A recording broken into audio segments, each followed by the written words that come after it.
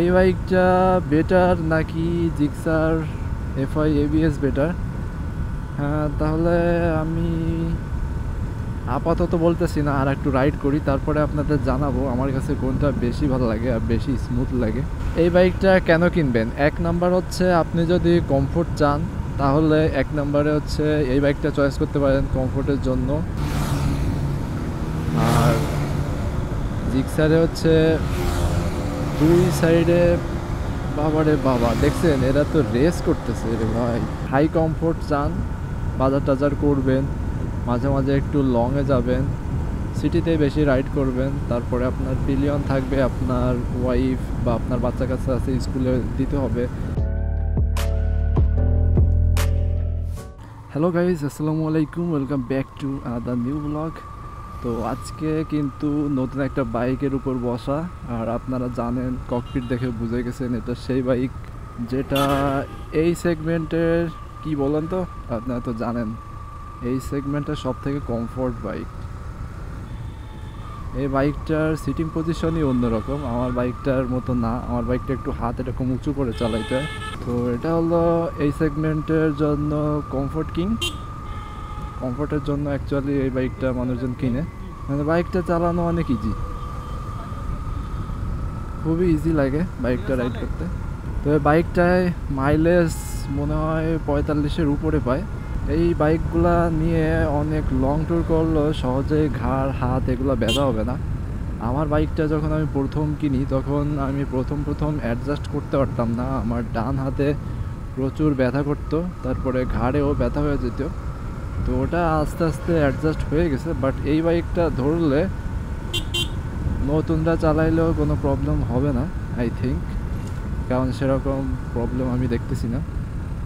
এখন আপনারা যদি বলেন যে এই বাইকটা বেটার নাকি জিক্সার এফআই এবিএস বেটার, হ্যাঁ, তাহলে আমি আপাতত বলতেছি না, আর একটু রাইড করি, তারপরে আপনাদের জানাবো আমার কাছে কোনটা বেশি ভালো লাগে আর বেশি স্মুথ লাগে। তো এখন আমরা একটু যাব ফুয়েল ভরতে। ফুয়েলটা বেশি একটা নাই, বাইকটা স্টার্ট করলে ফুয়েলের ইন্ডিকেটর ডাউন হয়ে যায়।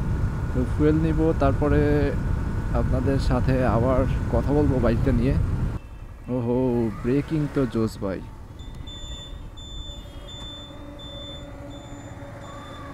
এটা হলো এবিএস, এফআই এবিএস।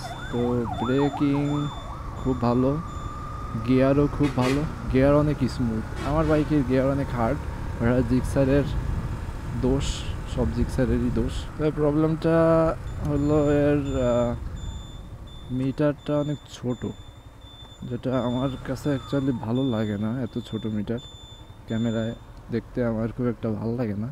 আর গিয়ার ইন্ডিকেটরও নেই।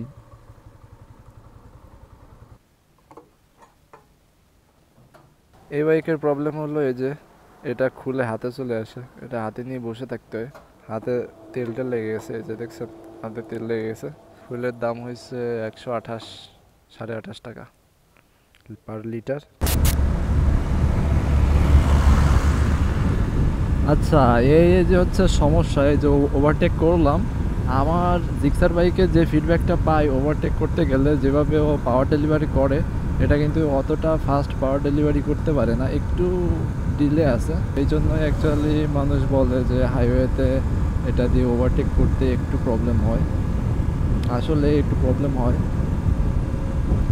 অনেক জোরে ধরলেও উঠতে ওর একটু কষ্ট হয়ে যায়। তো আমার যেটা মনে হচ্ছে স্মুথনেসের ব্যাপারে, আমার জিক্সারটাই আমার কাছে বেশি স্মুথ লাগতেছে এটার থেকে, এফজেড ভার্সন 3 থেকে। এটা আমার বাইক জিক্সার, তাই বললে কিন্তু আমি বলতেছি না। এখানে আমি হালকা ভাইব্রেশন পাচ্ছি, আমার হাতে পেট পর্যন্ত আসতেছে ভাইব্রেশনটা হালকা। আর খুব একটা স্মুথ লাগতেছে না আমার কাছে। এই যে শার্টে উঠছি তাই একটু ঝিনঝিন করতেছে। জানি না এই বাইকটার প্রবলেম কি না, এটা আমি জানি না, কারণ এফজেড ভার্সন 3 আমি খুব একটা বেশি চালাই নাই, অন্যদেরগুলো চালাই নাই, এইটাই চালাই। তো যার কারণে আমি জানি না যে শুধু এইটাই প্রবলেম কি না, আপনাদের যাদের আছে তাহলে আপনারা একটু বুঝে নেবেন যে এই 60 স্পিডে প্রবলেম হওয়ার তো কথা না। এফআই বাইক, এই বাইকটায় অনায়াসে কিন্তু লং রাইড করে মজা পাবেন, লং রাইড করে পিলিয়ন সহ বেশ মজা। এটা হলো 150 সেগমেন্টের one of the most comfort bike. কমফোর্টের জন্য যদি কিনতে চান তাহলে এটাই কিনতে পারেন। আর টুঙ্গিপাড়া এক্সপ্রেস রাস্তার কিং দেখছেন কিভাবে কোপাইতে কোপাইতে যাইতেছে। এই বাইকটা কেন কিনবেন? এক নাম্বার হচ্ছে আপনি যদি কমফোর্ট চান তাহলে এক নম্বরে হচ্ছে এই বাইকটা চয়েস করতে পারেন কমফোর্টের জন্য। তারপরে এটা হচ্ছে পিলিয়নের জন্য মজা আছে, সিটটা বেশি উঁচা না জিক্সারের মতো। তো সিটটা উঁচা না হওয়ার কারণে আপনার বাসায় যে বৃদ্ধ টাইপের মানুষজন আছে, বাবা মা তারপরে দাদা দাদি যেই বা থাকুক না কেন বৃদ্ধ, তাদের এই বাইকে উঠতে কোনো প্রবলেম হবে না, বাট জিক্সারে উঠতে বেশ প্রবলেম হয়ে যাবে। আর জিক্সারে হচ্ছে দুই সাইডে বাবারে বাবা দেখছেন এরা তো রেস করতেছে রে ভাই। আরে বাস সাবরি রাইডার্স এখানে আসলে দেখা যায় মাঝে মাঝে এভাবে চালায়। পিলিয়নের ব্যাপারে গেল, এইটা পিলিয়নের জন্য খুবই কমফোর্ট বাইক, লং রাইড করতে পারবেন আর সিটটাও অনেক বড় আছে।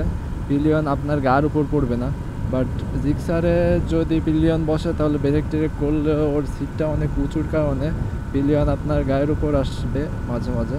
তো এটা হচ্ছে হাই স্পিডে, নর্মালভাবে এভাবে চালাইলে প্রবলেম হবে না।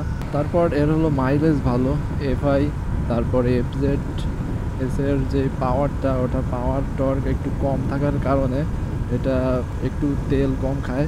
আর গুড সাইডে আরও একটা আছে হচ্ছে এর কন্ট্রোলিং খুবই ভালো। সামনে 100 সেকশন, পিছনে 140। এর সাথে আপনারা যারা কম্পেয়ার করতে চান বর্তমান বাজারে আছে Gixxer FI ABS, FZS V3, তারপর পালসার N160, আর হচ্ছে আছে 4B এফআই এবিএস, আর হিরো থ্রিলারের একটা 4B আছে ওইটা। তো এই 5টা বাইক আছে এই সেগমেন্টে। এর মধ্যে যারা হাই কমফোর্ট চান, বাজার টাজার করবেন, মাঝে মাঝে একটু লংয়ে যাবেন, সিটিতে বেশি রাইড করবেন, তারপরে আপনার পিলিয়ন থাকবে, আপনার ওয়াইফ বা আপনার বাচ্চা কাচ্চা আছে স্কুলে দিতে হবে, এমন যাদের প্রয়োজনীয় কাজকর্ম থাকে প্রতিদিন, তাদের জন্য এই বাইকটা বেশ ভালো হবে। আর যারা ইয়াং জেনারেশন আছেন, খুব একটা পিলিয়নে ফ্যামিলি মেম্বার ওঠে না ভাই ব্রাদার ছাড়া, আর একটু স্টাইলিশ লুকিং চান, তাদের জন্য জিক্সারটা বেস্ট হবে।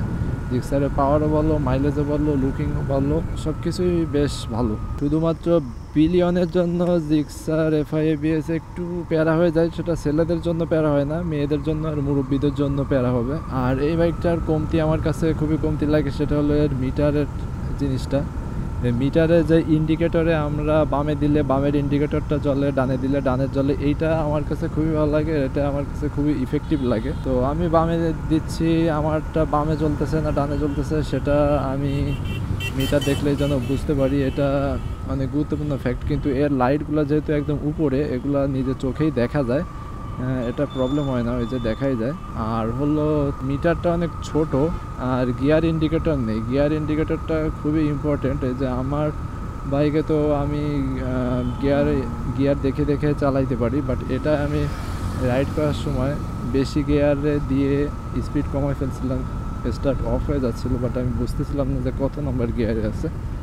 এটা একটা প্রবলেম লাগে আমার কাছে। আর সব দিকে ঠিক আছে, বাইকটা আপনারা নিতে পারেন যাদের প্রয়োজনীয় দৈনন্দিন কাজ অনেক বেশি।